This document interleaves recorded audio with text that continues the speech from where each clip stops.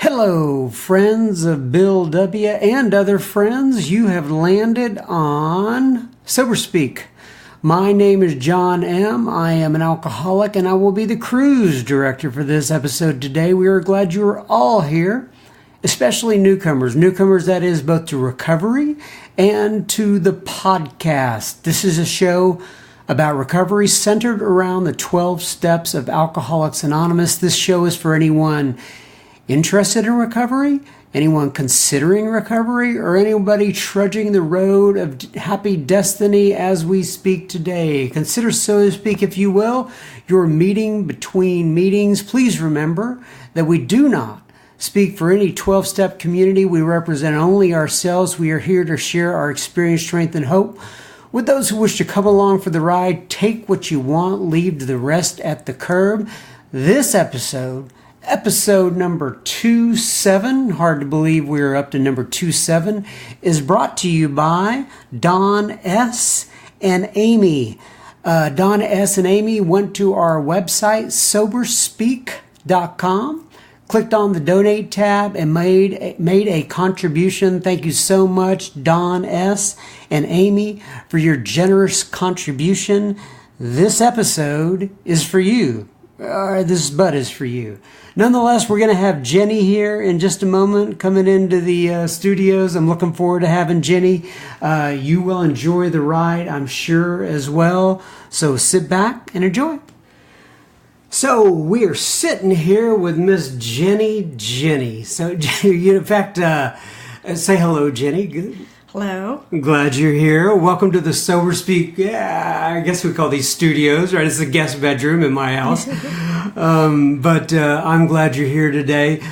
In fact, there are many times where I hear your name, Jenny, where I think of that. This is going to be a history lesson for the people who are not old enough for this, but there was a song years ago, right? How did it go? Oh, Jenny, yeah. Jenny. I got your number. Yeah, 8675309. Oh, yeah, I've heard that before. Yeah. I heard that people all over the nation, when that song was released, that had the number. At that time, you didn't have to have the prefix, the right. 214 or whatever before you. And there were just 7-digit telephone numbers, and you dialed them from your area, wherever you were. And people who had that number had to abruptly change their number because they were getting numbers all times of the night. But nonetheless, so anyway, Jenny, why don't you go ahead and identify yourself and let people know when your sobriety date is. Okay, I'm Jenny K. Jenny K. And I'm an alcoholic. You are? Yes, I am. That's what I heard. And my sobriety date is October 12th, 2008. 2000. I remember. So Jenny and I go to the same group. The Frisco group of Alcoholics Anonymous here in Frisco, Texas. For those of you listening in other countries or whatnot, it's a northern suburb of Dallas. And we go, and I remember you coming in, Jenny, and I know you have come a long way. It's a compliment. But I called you. In fact, I kind of had a working title for this podcast. And the title is Angry Atheist. And I've talked to you about this before. Yes, you have. Because when you came in my perception, you were an angry atheist. So just to start us off, why don't you talk about both of those things? Number one, I've heard you talk about anger, and then your atheism, too. I'm curious about that piece. Well, wow. I don't know where to start with all of that. I think I'll start with being angry. Yeah. Because that was more of the driving factor in my life. Yeah. And when you say driving factor, that is how I got into the program. Really? I got into AA because everybody around me just couldn't understand why someone who had such a great life, to them, looking at it from the outside. From the outside looking in. Why this suburban housewife who appeared to have everything, why was she so angry all the time? Right. And could you explain it yourself at the time? No, I just felt like I was righteous. I was a rebel rouser. I thought that, that I could see reality for what it was. And so I don't know. I didn't see myself as an angry person. So when you said, let me try to understand that. So when you say you could see, so you had your perception of things, and your perception was the Jenny view of things. Exactly. And you couldn't figure out why everybody else could not see it in the same way. And in AA speak today, we might call that the delusion. Right. You know. So did your anger? So talk about your anger a little bit, so because a lot of people can relate to that, right? Go ahead. I've done a lot of work on this using the steps of the program, and I grew up in a household where I had a mom who cried all the time, and a father who was very disdainful about behavior. And being sad. She cried all the time. Yeah, so like, she cried a lot. When you like women do. She cried. Now, see, if I would have said that, I'd be kicked off the podcast. I think women are more emotional. I understand. So she cried, but was it because she was depressed, or do you know, or just crying a lot? Well, I think that it stood out because every time she did it, my father couldn't handle it. Gotcha. And I come from a family of girls. It's just myself, and I have a younger sister. Yeah. And so every time that happened, my dad would get mad. And it was very, very much known in my house that wasn't an acceptable feeling, that was a weak feeling. And I kind of grew up with the idea that anger was an acceptable emotion. Okay. That was the one that was okay to show in my house. Mm-hmm. Anger is powerful, and it's okay if you're mad. Yeah. You're not weak if you're angry. Right.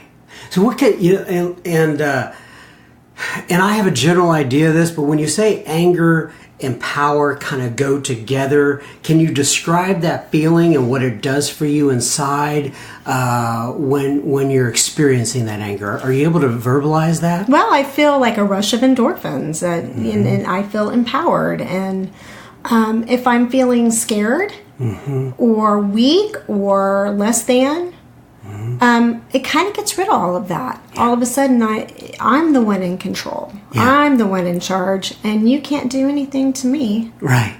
Right. Okay. So it takes you, like you said, from a position of, I don't know if you call it submissiveness, but yes. From some place that is weak and vulnerable up to being powerful. Yes. And on the face of it, who wouldn't want to be powerful versus being weak and vulnerable? Right. You're not going to get anywhere in life being weak and vulnerable. That's right. Okay. So, and I think I've heard you talk about so wasn't there like a counselor or something you were seeing that it kind of scooted you toward the doors of AA? Yeah, I came into the program through anger management therapy, which, so you were which is really, really hilarious when I look back on it now. It turns out when you drink yourself into a blackout, I was really, really angry. And so I went to a therapist, and she's really the one who got me into AA. She was the first person that I was really honest with about my drinking. Gotcha. She's like, well, what about your drinking? I'm like, well, I kind of drink a little bit. Yeah. And she's like, well, how much? And I'm like, like we all do, I really watered down how much I was drinking. I'm like, a couple drinks every night. Yeah. No big deal. Yeah. And she's like, wow, that sounds like a lot. I'm like, oh. And so she set me a challenge, and she set me the challenge to not drink before my next session. Ah. And how long at this point had you been seeing her? Just once. Oh, okay, gotcha. Just one time. This is the first time. And she cottoned on right away that there was something interesting. Her gut instinct told her that maybe that couple of drinks a night was probably not right on the mark. Right. And so I said, okay, I can do that. And how long would it be before you get back? Like another a week? week. Yeah. But she didn't ask me to quit drinking. She just said the night before, don't drink the night before. And I thought, okay. Well, the first time, I don't know, my son got in trouble at school, so I had to drink that night. Right. And so I came back, and she's like, well, did you drink? I'm like, yes, but I had a reason. Right. And then she said, okay, next time. Well, next time came around and I had another good reason. And then the third time came around and then I didn't even have a reason at that point. And she goes, I think you might be an alcoholic. Oh.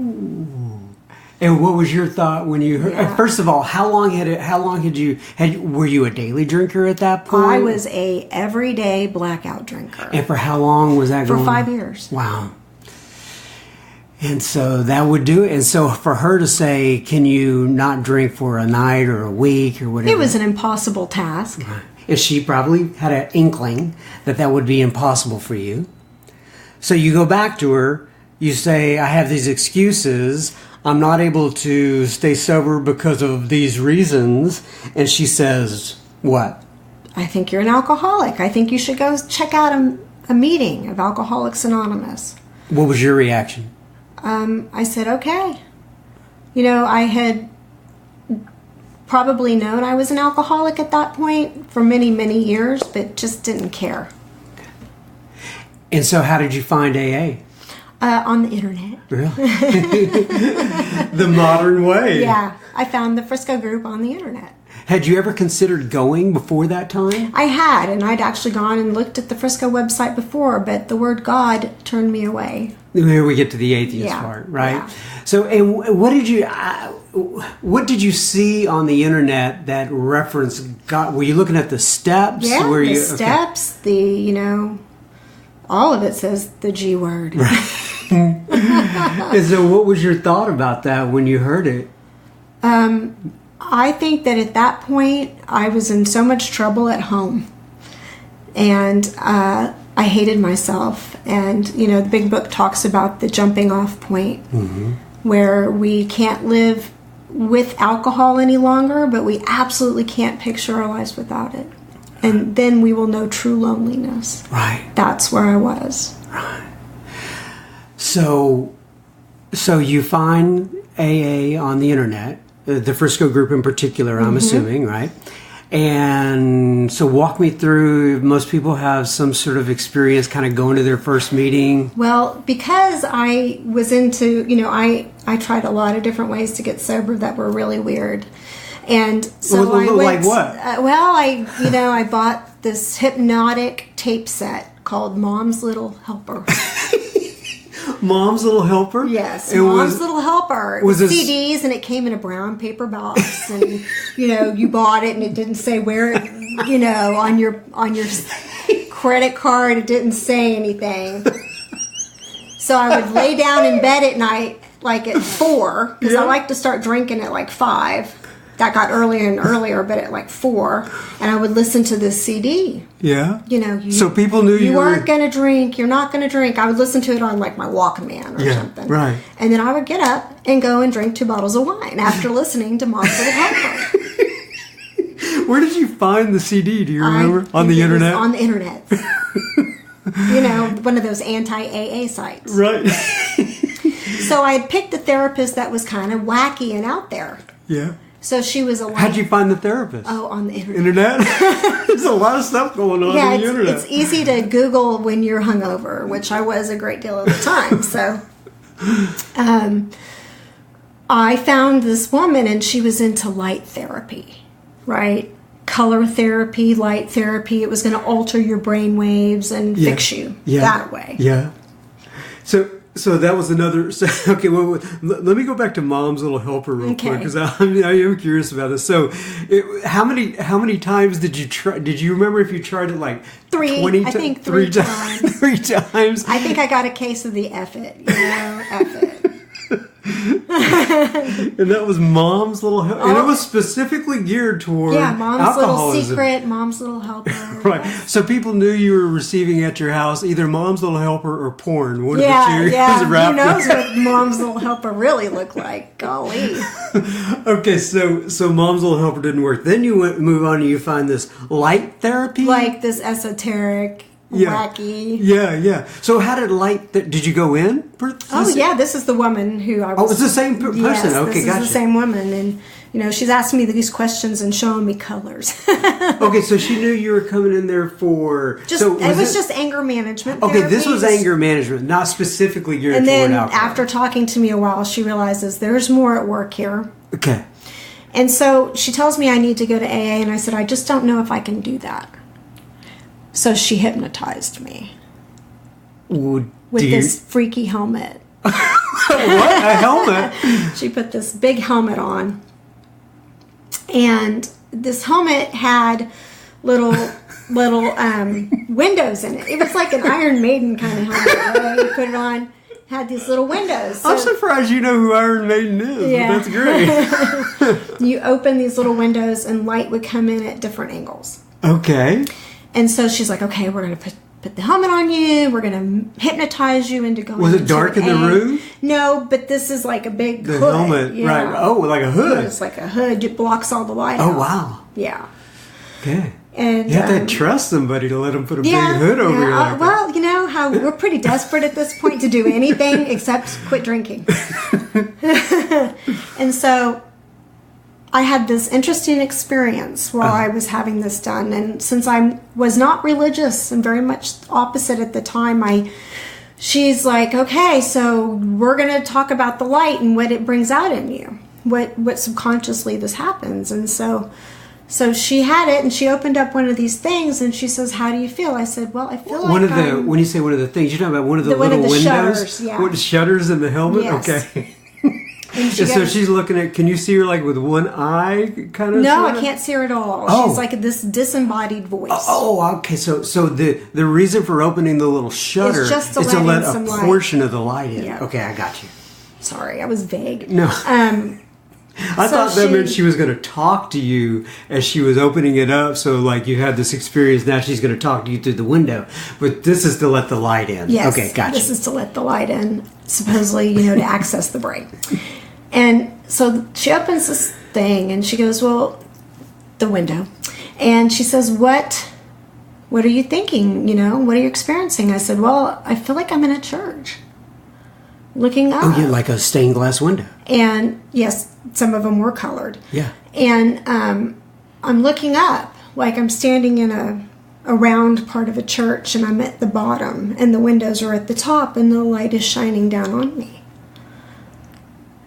And she goes, okay, I want you to use that image. I want you to remember that image, and that image is going to help you go into the AA meeting. And it did. Ah.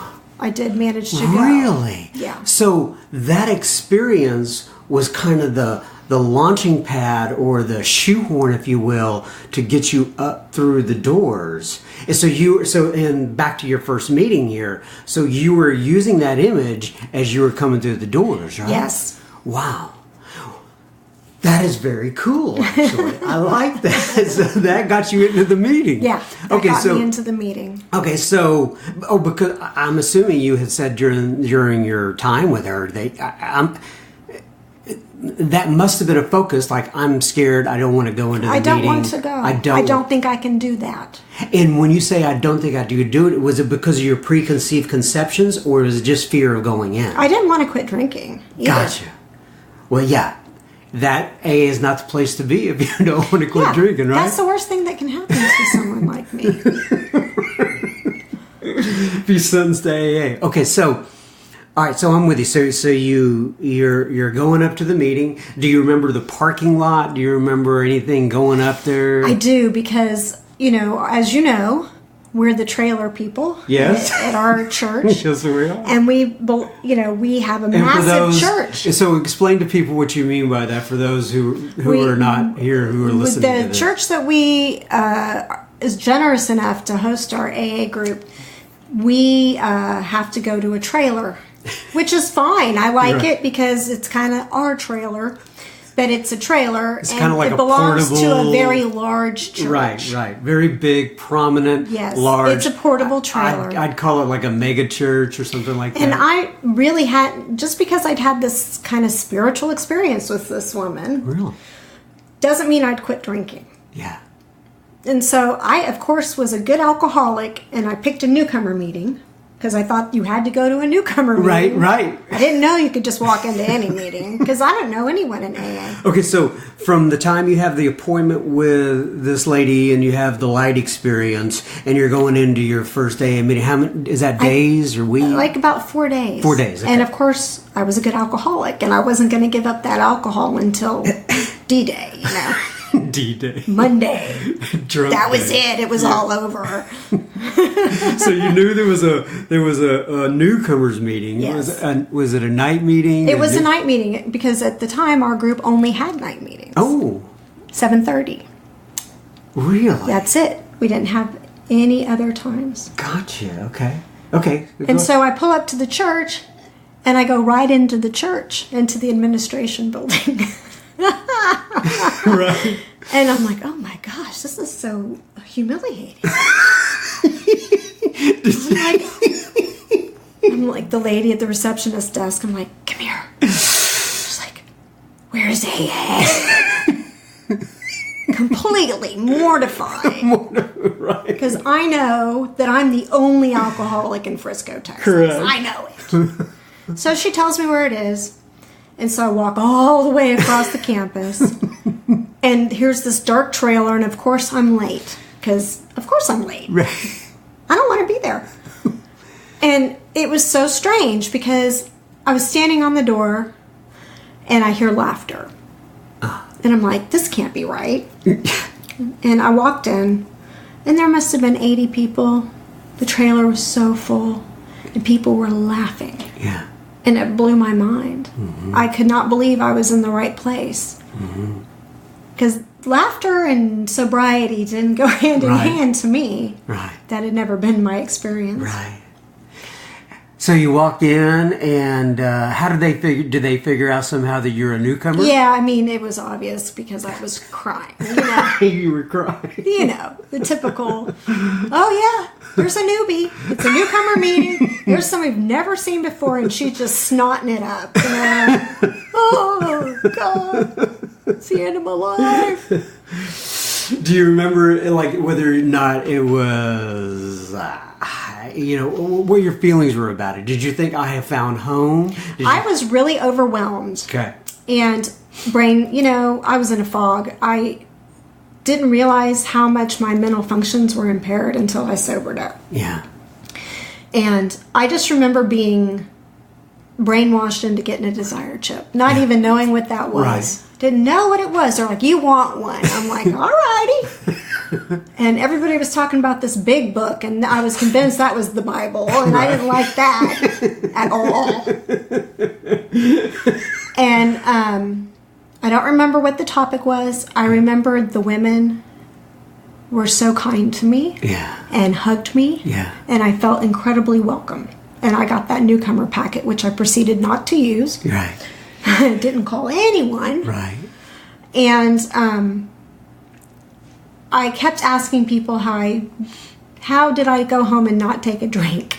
And nobody would answer that question. They said, keep on coming back. Come back tomorrow. We want you to come back tomorrow. Right.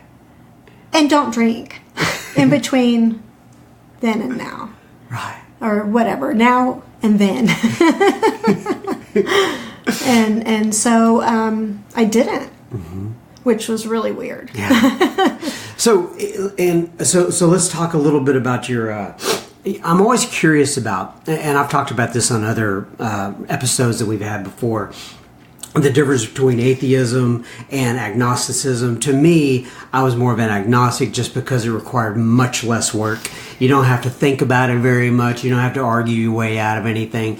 So were you truly did you proclaim yourself as an atheist before you actually got to the rooms? Oh yeah.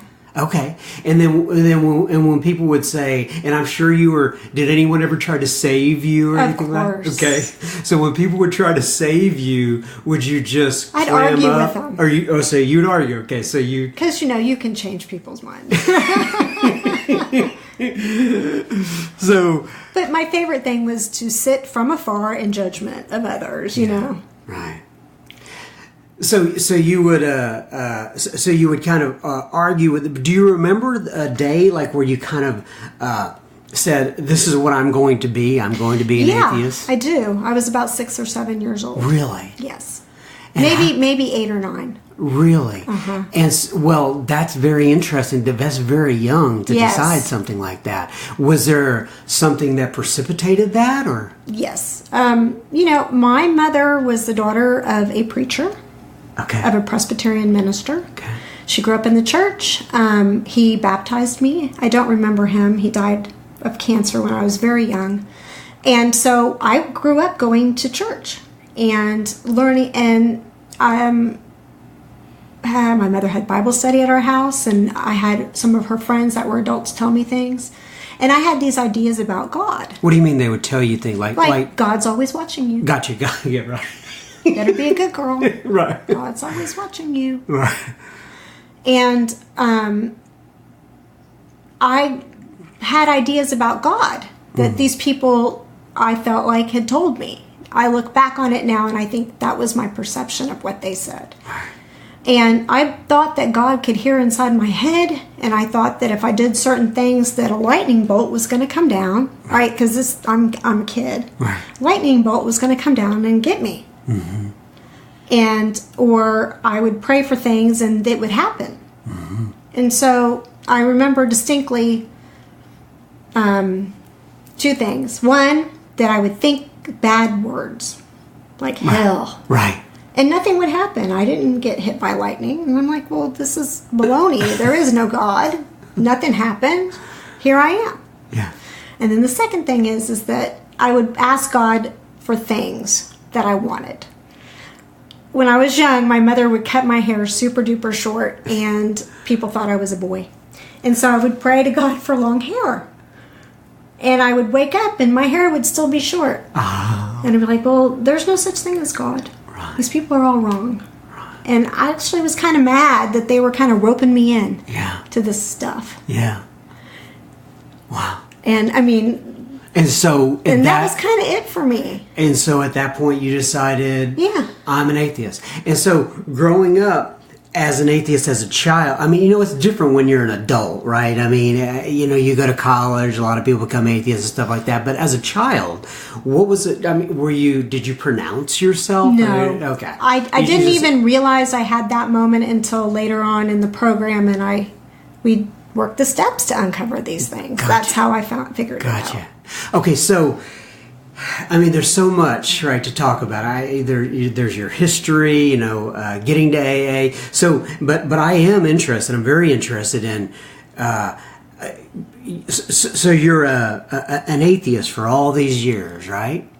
And then you get to AA, and like you said, you see the G word on the walls. Yeah.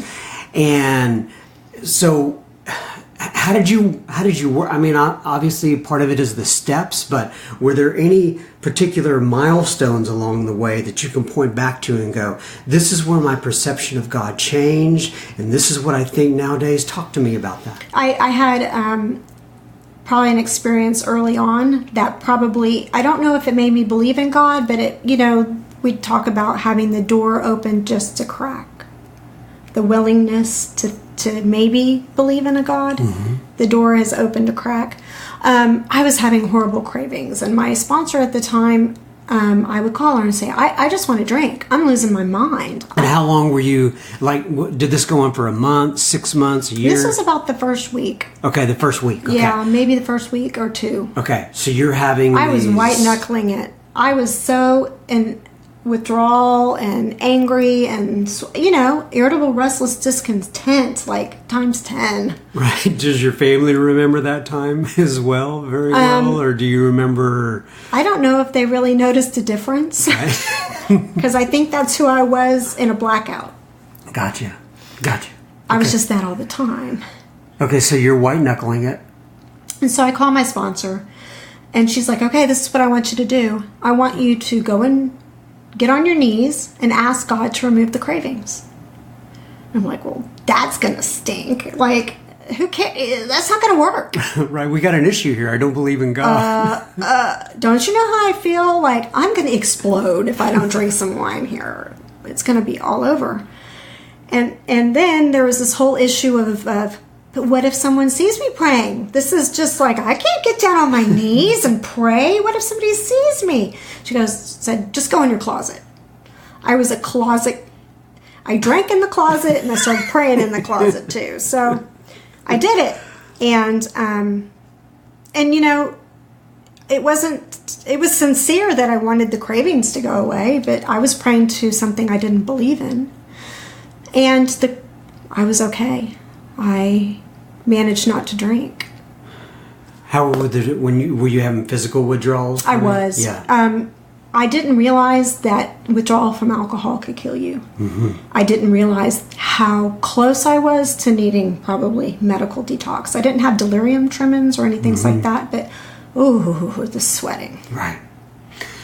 Yeah, I remember that. Okay, so all right, so now you're over. By the way, are you that time that you came in to that meeting, that newcomer meeting at night at 7:30? Is that your sobriety date? It is. Okay. It's my sobriety date. It was October 12th. That's great. And so now you're kind of going through the withdrawals and such. And so my question was earlier, what helped to change your relationship, if you will, with God, higher power, whatever you want to call them? That was one of the instances. Yes.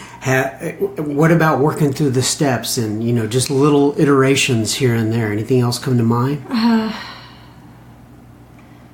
I think that my sponsor told me to fake it until I made it. Mm-hmm. And so I was just so desperate not to drink again that I just kind of didn't think about it. Yeah. I just didn't think about it. I didn't want to poke my house of cards. Right. Because what if they fell over? And so when you would go to meetings, though, and you would hear somebody talk about God over the next months, maybe I'd leave. Really? Or don't say Jesus. Don't say that one. Right. Okay. So would you actually physically get up and leave? Yeah, sometimes I would. Yeah. And so it would make you that uncomfortable. Yes. But if they were talking about it in a general way, which happens a bit, did you ever kind of turn the corner on something I like think that? that Bill's so sneaky, the language he uses. It's designed for people just like me. Yeah. He uses all these different words for God that I could handle. Like spirit of the universe. I was down with spirit of the universe. That sounded kind of trippy. I could do that one. Higher power? It didn't have to be God, your higher power. Yeah. And the people in the program who were sober and happy, they were my higher power. Oh, that's very interesting. So you would look to other people. Yeah, other people. And say... There's a member of our group who really, Good, so you several members of our group, actually. Right. That were my higher power for a while. My sponsor, not the first sponsor, but my second sponsor was definitely a higher power for me. So when did you start working through the steps? So like this is like, you're staying a couple, 3 weeks, right? You're getting through that. Even though I was this everyday blackout drunk, right? The craving for alcohol was removed from me so quickly. And I didn't have a whole lot of gratitude about that. You'd think that I would immediately jump into the steps and want to jump in the boat. But the truth is, I don't want to be in AA. I didn't want to be in AA. When I saw people in AA who'd been sober for 30 years and they said, I come here every day, I think, well, that poor man. That poor man. What is wrong with him? Why is he here? Get on with it. Get better. Get on with it. It didn't quite add up. I'm like, oh, dude, I got stuff to do. I got a family. I got a lot of stuff going on. All right, so and getting up to the steps then. Tell me about the steps and your kind of first swim through that. Well, that's how I ended up with 2 sponsors. The first swim through the steps was, 1, 2, 3. Easy enough, right? I can fake my way through 1, 2, and 3. I mean, obviously, I think 1 you can't fake, right? I knew I was powerless. The unmanageability, I wasn't sure about it, but I knew that I was powerless over alcohol. I'd known that, I'd felt that, I'd experienced that for the last 5 years. You know, the book talks about how we try to manage our drinking. You know, we drink on Friday, we don't drink on Friday. We do. I had done all of that. Right. I knew about powerlessness. I just hadn't had that vocabulary when I was out there. Right. 2 and 3. Not good. I did them though. When it came to 4, I just couldn't understand why writing down your resentments was going to make you not drink. And at first I thought that sounded like really good stuff because I had a ton of resentments. I loved it. Yeah, you know? anger. Right, anger. I love that stuff, especially when I quit drinking. Anger became my new drug of choice. And I distinctly remember sitting down at the kitchen table to do my 4-step thinking, no big deal. Mm-hmm. And then I would look up and I would be in the laundry room doing the laundry. And I'd be like, wait, I'm not supposed to be here. And I would go and I'd sit back down at the kitchen table and start writing. And then all of a sudden I was doing the dishes. Mm-hmm. I could not bring myself to do it. Right. And looking back now, do you have any idea what that block may have been? Well, I just felt like I had obviously been stuffing and didn't want to look at all the skeletons in my closet, all the garbage in my truck. Gotcha. And you know, when we talk about dishonesty in the program, for me, the dishonesty has always been about me being dishonest with myself. So. Yeah, that's been the biggest one for me. Right. And I just quit calling my sponsor. Well, at first I called her and I said, I don't know why you're forcing me to do this. Don't you know that I'm going to have to drink over this 4-step stuff? That didn't faze her. She didn't tell me, oh, well, don't do it then.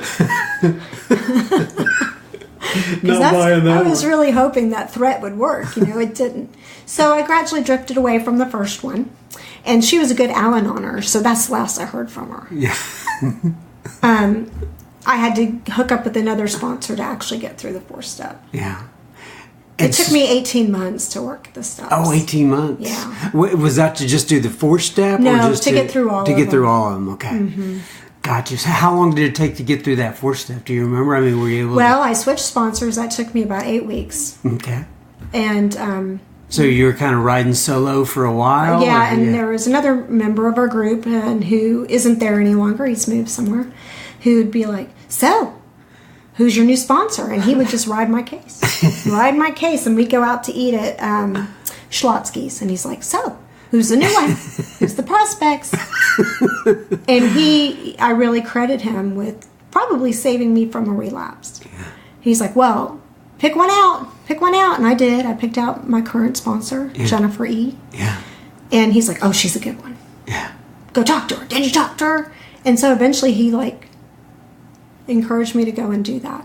And then she made me start over. I'm like, what? Over? Wasn't that bad enough the first time? 1, 2, and 3 was bad. Just don't make me do that again. Oh yeah, we did it again. Yeah. And she was pregnant and she had a difficult pregnancy. And so it took her, she was very lenient with me and she let me get through it at my own pace. Gotcha. So, and usually I'm all out of step here chronologically, but are you from Texas? I am. I was born in California. Oh, okay. And then I have spent a great deal of my life was spent growing up in Spring, Texas, which is outside of Houston right? area. Yeah. But I've lived in Africa. I've lived in Hampshire. Really? Yes. What was the second one? Hampshire? New Hampshire. New Hampshire. Okay, Gotcha. So, and what were you doing? How did you get to Africa? It was with my father's job. I lived there when I was 13. Okay. It was a fabulous experience. Gotcha. Yeah. In New Hampshire, I love New Hampshire. It was cold. It is cold compared to Texas and Africa. Beautiful. Yeah. Beautiful. The fall. Man, it's the coldest place I've ever lived. I grew up in Houston, moved to Africa, and then my parents took me to New Hampshire and immediately signed me up for skiing. And not your thing, no. huh? Think you're gonna stay in Texas for the rest of your life? I love Texas. Most likely, yeah. You're a Texas girl. Pretty much. All right. So, the one thing I really wanted to ask you about too, this badass bitches thing. So I'm sitting in a meeting one day, and Jenny was either next to me or a couple seats down. I can't even remember. But she picked up her purse, and I could hear this like rattling, right? And the rattling, I could see something was hanging off of her purse, and I forget how the conversation went. But she showed it to me, and what does it say on there? BAB or something? Bobad. And I said, and then you either explained or I asked. Yeah, I can't remember, but explain to the listeners what. That's just the acronym for Band of Badass Bitches. Band of Badass Bitches. And so tell everybody what the Band of Badass Bitches is. Well, my sponsor is an active member of AA, and so she sponsors a lot of women. Her husband's also in the program, and he's like, "Girl, you got you a band of badass bitches. A bunch of badass bitches. You're like a witch's coven." And so the name has stuck. Really? Yeah. And so, but you have, I mean, it's just not that the name stuck. You have shirts. Shirts. What is that thing that I saw on your purse? It was a little tag, which I have since lost, which is such a bummer. Oh. But yeah. So y'all made up tags and shirts? Yes. And went like stationery. Stationery? And do you distribute these? Like Christmas presents it's all my sobriety sisters. Okay, gotcha. And it's fun to feel like you belong. Yes, of course it is.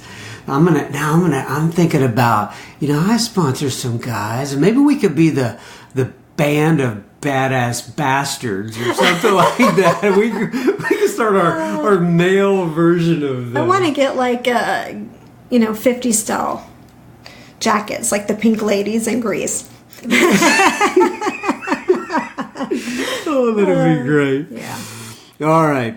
Well, this has been great. Anything else you know what? I wanted you to read something from the big book. I am so sorry. I forgot. I got right into talking about atheism and all that sort of stuff that I didn't let you read that. So I know you have something that you wanted to read, or yes. I asked you to bring something over. This is one of my favorite pages. Yeah. Passages from the book? Yep. So just for those listening at home, this is from the big book, Alcoholics Anonymous. What page is this, Jenny? It's chapter 3, more about alcoholism, page 30, I believe, right? Yeah, page 30.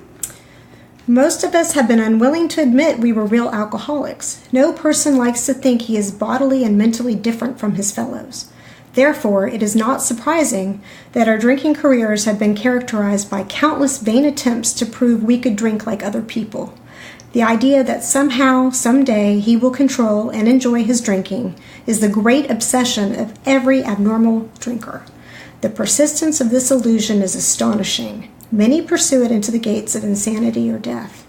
We learned that we had to fully concede to our innermost selves that we were alcoholics. This is the first step in recovery. The delusion that we are like other people, or presently may be, has to be smashed. We alcoholics are men and women who have lost the ability to control our drinking. We know that no real alcoholic ever recovers control. All of us felt at times that we were regaining control, but such intervals, usually brief, were invariably followed by still less control, which led in time to pitiful and incomprehensible demoralization. We are convinced to a man that alcoholics of our type are in the grip of a progressive illness. Over any considerable period, we get worse, never better. Nice. I want you to talk about that a little bit, but I do want to say this is something that has always kind of weirded me out, is some of the grammar in this particular passage.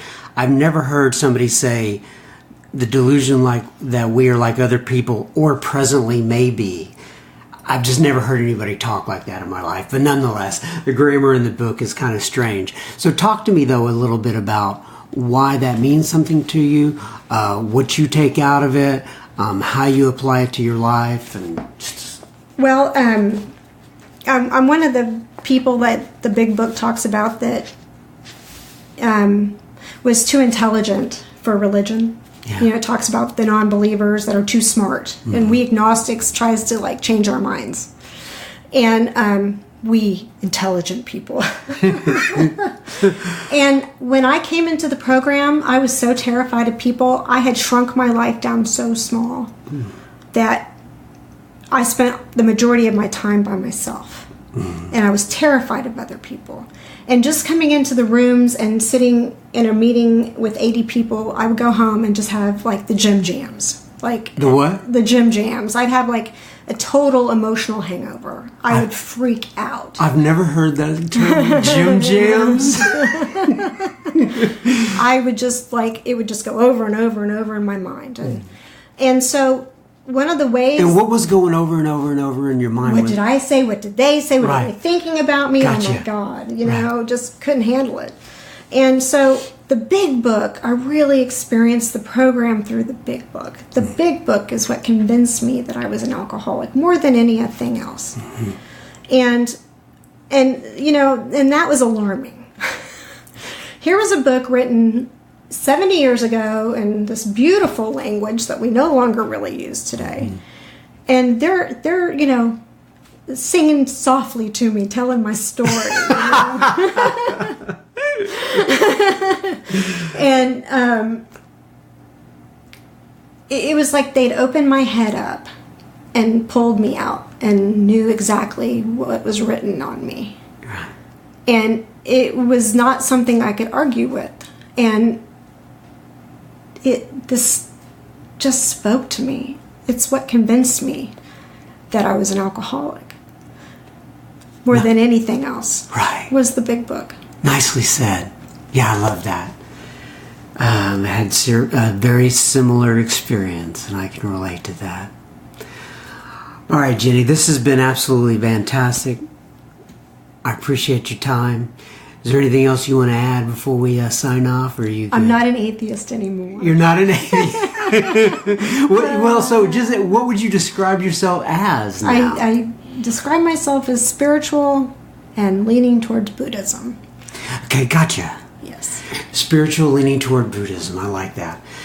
All right, so this has been absolutely fantastic. Thank you so much for coming over. It's been my pleasure. I know you were a little bit anxious about it on the front end. You were upfront about that, and I appreciate it. But once you, this is podcast gold, Miss Jenny. So you did fantastic. Thank you for being here, and we'll talk soon. Thanks, John. Hey everybody, I sure did enjoy Jenny's story. I hope you did as well. This is John M. here, just to kind of close out the program. And this is this podcast has been an incredible experience for me in many ways, which I'm not going to go into right now. Maybe I'll explain all the different ways it has affected me in an upcoming podcast. But one of the things I've been kind of playing with or being creative about here is I've thought about adding some, I guess what you would call personal notes here toward the end of these podcasts, maybe at the beginning in the future. I don't know. I'm just trying to be a little bit creative with this here. And I thought about naming this like, I don't know, something like Deep Thoughts by John M. I don't know if you ever heard the Deep Thoughts by Jack Handy on the Saturday Night Live episodes, but it's tongue-in-cheek. But I think I'm going to add some things here on the end of it to where I just kind of share my thoughts about what may have caught my fancy during the week, what may have affected me in the world of recovery and how I apply recovery to my life. And so the first one I'm going to do here is I just happened to be at a meeting this morning, and the leader or the chairperson for the meeting, her name was Jennifer, or probably still is, unless she's died between now and the time when I saw her earlier today. Jennifer led a meeting, and she read from the Big Book, and I'm going to read a little bit of it right now, which really stood out to me. It's on page 99 of Working with Others. It says, let no alcoholic say he cannot recover unless he has his family back. This just isn't so. In some cases, the wife will never come back for one reason or another. Remind the prospect that his recovery is not dependent upon other people. It is dependent upon his relationship with God. And so, that really made me thinking about both my situation and many people that I've talked to throughout the years of thinking, they come in and think, in essence, I need to have the wife back or the husband back, or I need to get the job right. I need to get the perfect job, and then I'll be able to get sober. Well, in this passage right here, and anyone who's been around for any length of time will concur that it is not dependent upon his relationship. It is remind the prospect that his recovery is not dependent upon people. It is not dependent upon people. It is dependent upon his relationship with God. We have seen men get well, and we have seen men get well whose family have not returned at all. We have seen others slip when the family comes back too soon. So if you've had any sort of experience in that arena, I would love to hear from you. Feel free to reach out to us at feedback@soberspeak.com. Or you could just go directly to the website, soberspeak.com, and click on the Contact Us tab. Eventually here, I plan to have some sort of voice mechanism installed in the website. And what that means is you'll be able to go and leave a voice message right through the website itself. So to keep that in mind. Just a couple of program notes here real quick. SoberSpeak is now on Spotify. And I've been told also that it is on iHeartRadio. And so you can go to those two venues, either Spotify or iHeartRadio. By the way, when you type out iHeartRadio, is there an actual little heart symbol on the keyboard? Just kind of wondering out loud here. I don't think there is. I guess you just type the words heart. I'm sure they have some issues with that in marketing. But you know what I'm talking about. iHeart or I Love Radio, I guess is what it is. We are now there along with Spotify. So I want to go ahead real quickly and say we welcome your thoughts and feedback. I've already talked about that a little bit. Let us know how you're listening. Are you listening to us through what sort of platform? I'm always curious as to what people are doing actually when they are listening to the podcast. Like, are you washing dishes? Are you driving your car? Now, if you're driving your car, don't be texting us right now or emailing us, right? You want to make sure you're in a safe place. But are you mowing the lawn? Are you feeding your kids? What are you doing? And the other thing is, I'd be real curious. I know there are people, I see that people are listening to us in 28 to 30 different countries right now. I'd be curious as to how you're finding us. And if you have any feedback for any of these speakers that we bring in, please do let me know.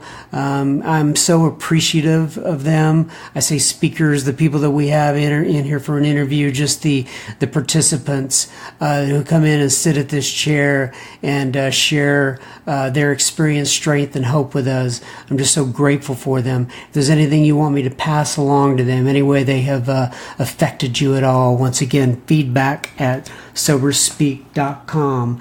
That'll do us for this week. Once again, I'm going to read from the Big Book, page 164. Abandon yourself to God as you understand God. Admit your faults to Him and to your fellows. Clear away the wreckage of your past. Give freely of what you find and join us.